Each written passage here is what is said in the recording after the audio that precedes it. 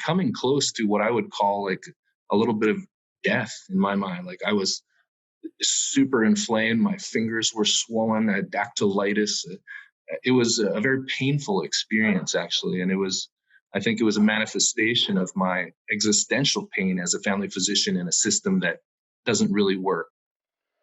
I'm Lawrence Yang. I'm a family doctor here in Surrey. I'm Charles Lee. I'm a leadership and team coach and also an organization development and change consultant. How does an engineering background maybe contribute to some of your skill set? I think my life there as an engineer really helped with wanting to innovate and implement practical solutions to really large scale and complex problems. We are actually working in complex systems. We do have to break it down and kind of categorize things into structures and then figure out the leverage points within those structures. So before we dive into, maybe a 15-minute session, what do you need from me in this space? Just some new ideas. That's it, because I feel sometimes a little bit stuck. We stretch ourselves too thin, and currently I'm involved in like the wellness committee at my hospital, and then I'm also involved in like the psychological safety Doctors of BC provincial group.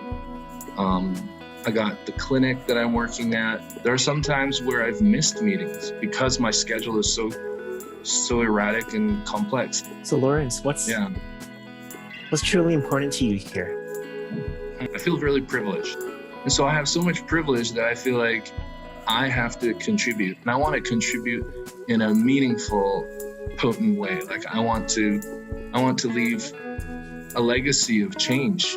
That's why I'm stretching myself and sometimes sacrificing sleep. And sometimes my family members don't understand why I'm so overcommitted. What's the perspective you're taking right now on your impact and your legacy? I feel like I'm just starting. I think it's only been about 3 or 4 years now that I've been more comfortable with actually expressing my opinions and feeling that my opinions and my lived experience actually count in the system. Prior to that, I actually view my assessment of my experience was as a victim of the system. If I step off this treadmill, that patient is not going to do well. So I cannot step off the treadmill to take a better perspective on my domain, of my clinic, of my community, and my system. Yeah, and what is your vision for your work? Oh gosh, I mean, I think if I was to have an impact in primary care, where primary care actually gets 1% better, more effective, and patients have 1% better experience across the board, that would be amazing. I would die happy. And when you choose that, when you're saying yes to that courage and yes to being that warrior, what is it you're saying no to? I'm saying no to selfish action. I'm saying no to siloed thinking. And you are courageous. I have this image of you as kind of Zeus coming in on a cloud and kind of zapping. Yeah, so it was a good experience, Charles. It's almost like you were an extra brains, an accessory prefrontal cortex sitting there for me. Well, as a coach, we sit in a line of curiosity and also seeing the people we coach as complete, regardless of their context and circumstances.